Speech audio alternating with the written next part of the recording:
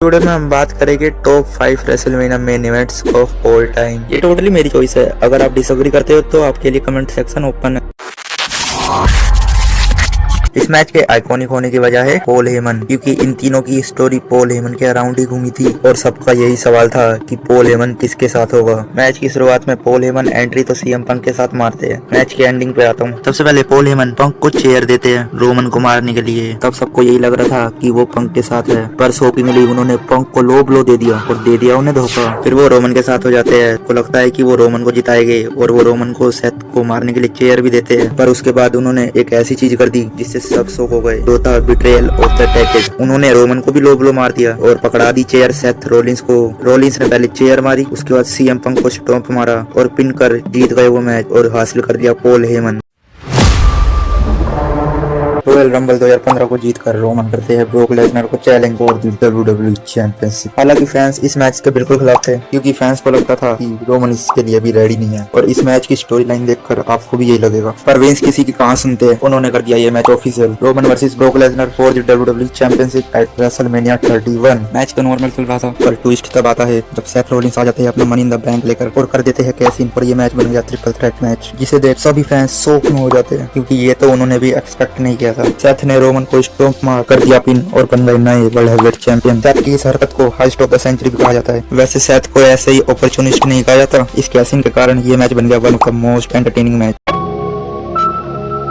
Royal rumble 2014 को जीतकर Batista challenge करते हैं द वाइपर रैंडी ऑर्टन को for the world heavyweight championship eight WrestleMania 30। पर फैंस इस मैच के बिल्कुल खिलाफ थे, क्योंकि फैंस चाहते थे कि डैनियल ब्रायन इस मैच में हो और वहीं से शुरुआत हुई थी यस मूवमेंट की। और फैंस के प्रेशर की वजह से ब्रायन को मिल गया था मौका मेन इवेंट में अपनी जगह बनाने का। पर ब्रायन के सामने सबसे बड़ी मुसीबत थी ट्रिपल एच और उनकी अथॉरिटी, जिसने पूरा जोर लगा दिया था डैनियल ब्रायन को खत्म करने का। रेसलमेनिया 30 के किक ऑफ के लिए एक मैच ऑफिशियल होता है, Daniel Bryan versus triple H. जो भी उस मैच को जीतता वो जाता सीधा मेन इवेंट में और वो बन जाता ट्रिपल थ्रेट मैच। उस मैच से पहले ही अथॉरिटी ने कर दिया था डैनियल ब्रायन के कंधे पर वार, पर फिर भी ट्रिपल एच को हराकर डैनियल ब्रायन ने अपनी जगह बना ली मेन इवेंट में। पर मैच हारने के बाद ट्रिपल एच ने उनके कंधे को और भी ज्यादा इंजर्ड कर दिया। ऐसा लग रहा था कि वो मैच में कम्पीट ही नहीं कर पाएगी, पर फिर भी डैनियल ब्रायन मेन इवेंट में लड़ते हैं। मैच में तो ब्रायन आ गए, पर रैंडी ऑर्टन और बटिस्टा ने एक होकर उनको इतना मार उनको स्ट्रेचर पर ले जाने की नौबत आ गई और ऐसा लग रहा था कि फैंस का सपना टूट जाएगा, क्योंकि डैनियल ब्रायन तो अब इस मैच से बाहर ही हो गए थे लगभग। पर इतनी मार खाने के बाद भी ब्रायन जैसे तैसे मैच में आ ही जाते। उन्होंने पहले अपनी रनिंग नहीं मारी, उसके बाद बटिस्टा को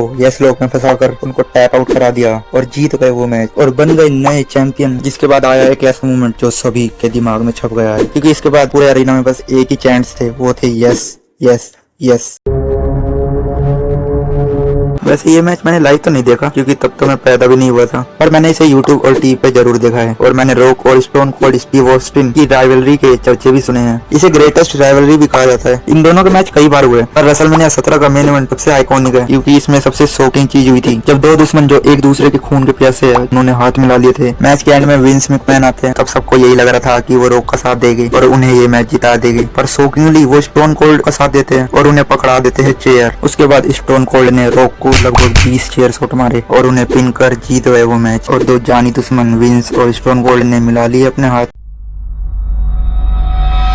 ये मैच मेरा ही नहीं बल्कि काफी लोगों का अब तक का बेस्ट रेसलमेनिया मेन इवेंट है, क्योंकि इस मैच की स्टोरी बड़ी कमाल की थी। चाहे वो ब्लड लाइन का 4 साल का राज हो या फिर हो रोमन रेंस का 4 साल का डोमिनेशन और कोडी के लिए फैंस का ऐसा सपोर्ट जिसकी वजह से रॉक वर्सेस रोमन जैसे मैच को करना पड़ेगा कैंसिल, या हो रोमन का वो 13-16 दिनों का आइकॉनिक रेन। इन सभी फैक्टर्स ने इस मैच को बना दिया हमेशा के लिए यादगार। इस मैच की बात करें तो ये match blood line rules match था, जिसमें कोई भी आ सकता है और कोई भी हथियार इस्तेमाल हो सकता है। एंडिंग पर आऊं तो सोलो सिकोआ और रोमन रेंस कोडी को मार ही रहे होते हैं, तभी थीम सॉन्ग प्ले होता है जॉन सीना का। जॉन सीना ने आकर सोलो सिकोआ को ठिकाने लगा दिया और उसके बाद म्यूजिक बजता है द फाइनल बॉस रॉक का, जिससे पूरा अरीना पागल सा हो जाता है, क्योंकि उन्हें जॉन सीना और द रॉक एक साथ देखने को मिल जाते हैं। पर रॉक बॉटम देकर रॉक ने जॉन सीना को कर दिया इस मैच से बाहर। रॉक धीरे धीरे कोडी को बेल्ट से मार नहीं जा रहे होते कि तभी थीम सॉन्ग प्ले बजता है द शील्ड का। रॉक रिंग में इंतजार ही कर रहे थे, पर तभी सेथ रॉलिंस पीछे से निकल कर आते हैं चेयर लेकर, पर रोमन ने सेथ को देख लिया था। उन्होंने मारा सेथ को स्पीयर और लगा दिया उन्हें ठिकाने।